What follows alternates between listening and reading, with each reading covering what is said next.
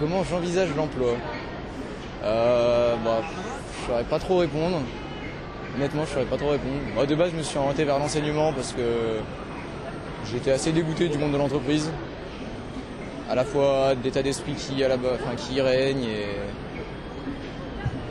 à la fois aussi justement de la finalité du travail dans l'entreprise, qui souvent n'est pas complètement légitime, je trouve, et pas forcément très bénéfique à la société humaine. Alors dans mon futur emploi, je privilégierais, je pense, un emploi qui me convient, où j'ai des responsabilités, pas du tout par rapport à l'argent, bon bien sûr.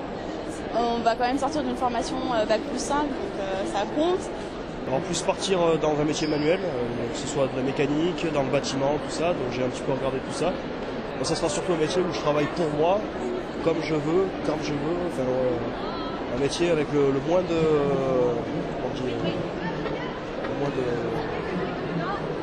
de contraintes possibles en fait pour moi.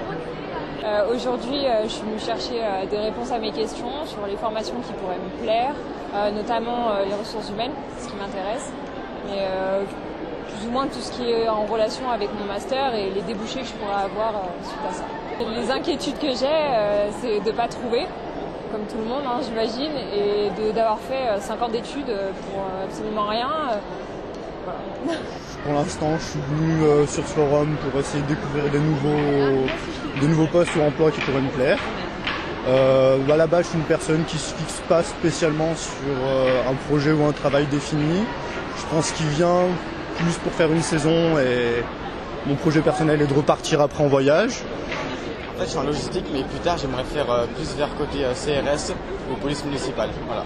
Je pense que c'est plus le côté sportif, puisque la police c'est un côté sportif. L'orientation, c'est vrai que moi j'ai fait mon bac SES parce que sinon je redoublais. Donc je suis tombée là-dedans par hasard, enfin par dépit. Et la fac de psycho, ça m'intéressait un peu, puis ils acceptaient tout le monde, donc pourquoi pas. Et finalement, je suis restée dans cette routine bien pratique. Il y avait la bourse, c'était pas trop compliqué. Il y avait une bonne ambiance, donc je suis restée, j'ai trop traîné et ça m'a fait perdre beaucoup de temps pour rien.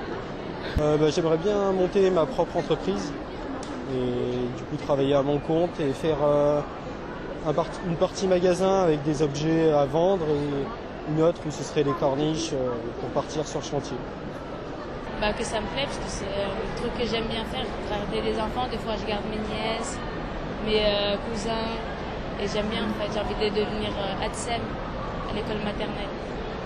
Et moi c'est d'aller dans l'horlogerie.